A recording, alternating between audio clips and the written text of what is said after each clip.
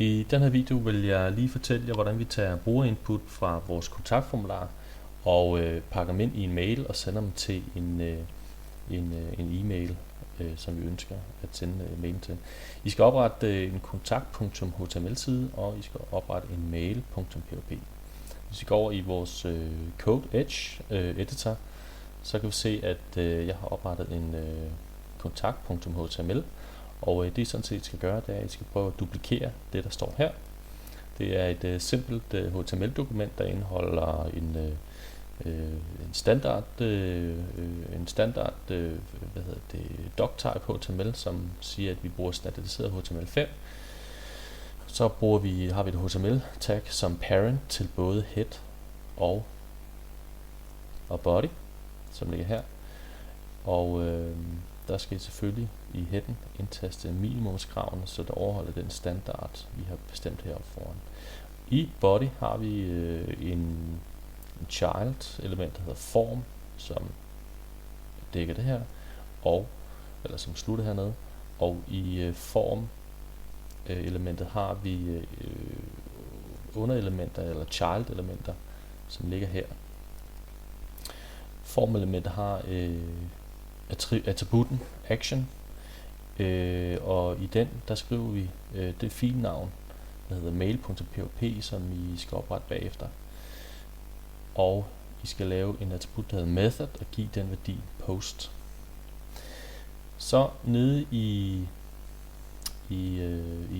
inden for formobjektet, der skal I skrive dit navn, og så lave en break, en ny linje, og så lave et input element, hvor i der er nogle attributter. Det vigtigste attributter er de to: name og type. Type skal have værdi tekst, name skal have værdi name, og laver en ny break. I laver en e-mailadresse, og I laver en break, og så laver en ny input element, og på samme måde som op ovenover, så skal de have nogle attributter, og name skal have værdien e-mail, og type skal have værdien tekst. Og den sidste, eller næstsidste element, der skal vi lige starte med at skrive din forespørgsel, og så lave en break, og så laver vi text area.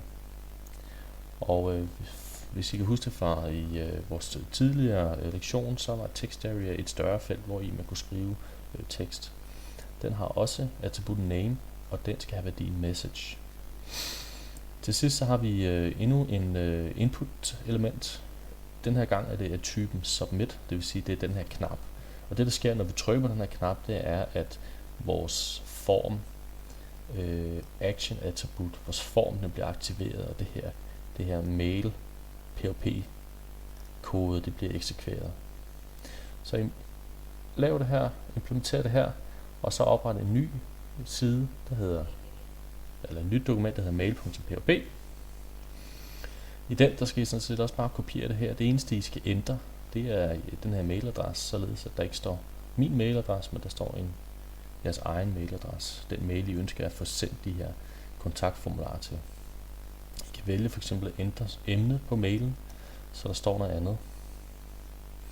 Og ændre for eksempel from til fra. Det der sådan set sker her, det er, at hvis vi starter fra toppen af, den første linje, den siger, at i det her der starter noget PHP-kode, og hernede i sidste linje, der siger den, at der slutter PHP-koden.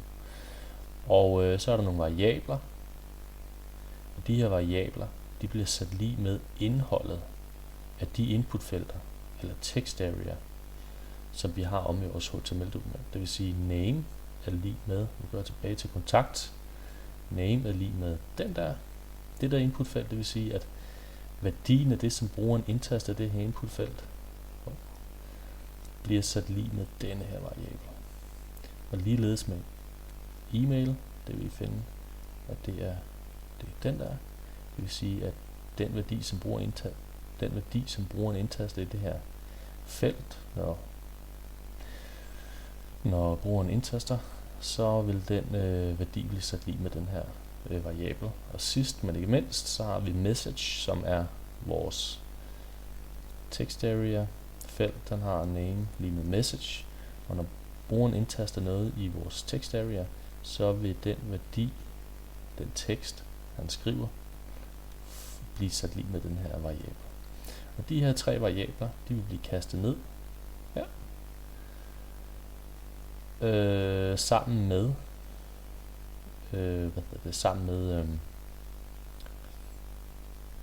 sammen med vores e-mailadresse. Kopier det her, og så skulle det virke. I skal sådan set bare gøre det, at I går over i jeres FileZilla og finder de 2 dokumenter, kontakt og mail.php, og trækker dem over. Og så skulle det være på plads, og hvis vi går ind i browseren her, finder en, der er ledig.